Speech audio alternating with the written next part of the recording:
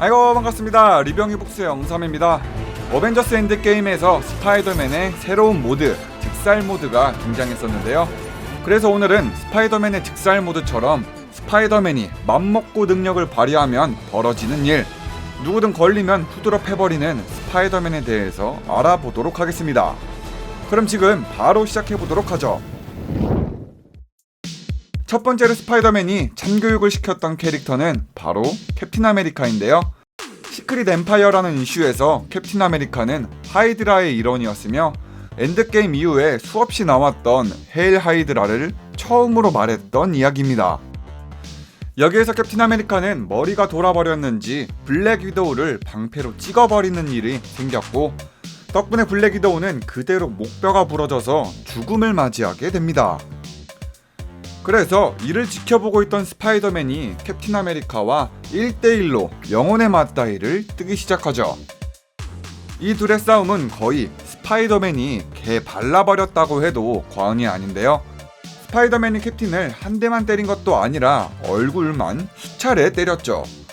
결국 캡틴은 스파이더맨한테 단 한 번 저항하지도 못하고 그냥 들어 누워버렸습니다. 스파이더맨은 그래도 못마땅했는지 캡틴을 다시 일으켜서 절벽 아래로 던져버리려고 했었죠. 스파이더맨은 캡틴 아메리카를 완전히 숨통을 끊어낸 건 아니지만 거의 죽지만 않을 정도로 참교육을 시켜주었던 이슈였습니다. 다음으로는 만약에 스파이더맨이 살인자였다면 이라는 왓이프 이슈인데요. 왓이프 이슈는 평행세계에서 일어난 일들로 그곳에서 스파이더맨은 엉클 삼촌을 죽였던 살인자를 직접 찾아가서 복수를 했습니다. 당연히 일반인보다 강한 스파이더맨의 주먹은 이 살인자를 빈사 상태로 만들었죠. 스파이더맨이 다시 정신을 차리고 때리는 것을 그만뒀을 쯤에는 이미 시간이 너무 많이 흐른 상태였습니다. 이 일을 겪으면서 스파이더맨은 살인이란 것이 간단하다는 결론을 내렸고, 두 번째 살인부터는 아무런 죄책감을 느끼지 못했습니다. 실제로 스파이더맨은 자신이 사람을 죽였던 걸 봤던 목격자를 서스럼없이 죽이면서 즉살시키는 것 자체를 즐기기 시작하죠. 이쯤 됐을 땐 히어로가 아니라 빌런처럼 변했던 스파이더맨.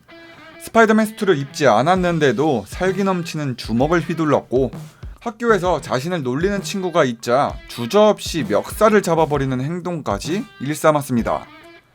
원래는 빌런이었던 샌드맨도 반송장으로 만들어 놓았고, 스파이더맨의 숙적이기도 한 리자드맨은 아예 새로운 방법으로 죽였습니다. 피터 파커는 리자드맨한테 파충류에서 다시 인간으로 되는 치료제를 만들어서 그의 목구멍 속으로 그냥 넣어버리죠. 그래서 리자드맨은 돌이킬 수 없이 다시 인간이 되어버리기까지 합니다. 나중에는 이 코믹스에선 완전히 빌런을 넘어서 진짜 빌런처럼 변해버린 스파이더맨으로 묘사가 됐습니다. 다음으로는 진짜 즉살 모드와 비슷하게 생긴 타락한 것만 같은 스파이더맨의 모습인데요. 보통 스파이더맨 수트의 눈동자는 흰색이지만 즉살 모드로 변환하면 그 눈이 검정색입니다. 코믹스에서도 이 즉살 모드와 비슷한 모양의 스파이더맨이 나온 적이 있었는데, 첫 번째로는 스파이더맨이 울버린, 블랙 위도우와 팀업을 할 때였습니다. 당시 스파이더맨은 울버린과 함께 다니면서 울버린한테 사리가 넘치는 전투, 감정이 없이 사람을 죽이는 법에 대해서 배웠습니다. 스파이더맨은 울버린이 고민도 없이 적들을 다 썰고 다니자 어느 정도 영향을 많이 받았죠. 그 후에 스파이더맨은 즉살 모드와 같은 수트로 바꿔 입고는 정말 악착 같은 모습이 보이는데요. 잠깐 블랙 위도우와 다툼이 있었을 때도 전투력의 차이가 느껴질 만큼 강력해 보이기까지 했습니다. 한 번은 이 세 명이 같이 있다가 쪼무레기들한테 습격을 받은 일이 있었는데, 이때부터 이 즉살 모드의 스파이더맨은 거침없는 행동이 아주 많습니다. 문으로 총알을 막으면서 밖으로 뛰어나갔던 스파이더맨은 그 문을 그대로 던져서 아예 죽여버리기까지 했고, 칼을 들고 있던 쪼무레기와 싸우면서는 거침없이 총으로 그의 뚝배기를 날려버리는 대담함까지 생겼죠.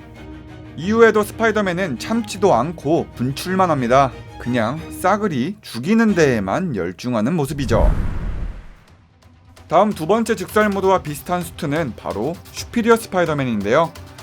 슈피리어 스파이더맨은 피터 파커가 아니라 당시의 빌런이었던 닥터 옥토퍼스가 스파이더맨이 되었던 이야기입니다. 여기에서 슈피리어 스파이더맨은 원래 빌런 출신이었기 때문에 히어로가 되자마자 피터의 스파이더맨과는 많이 달랐습니다.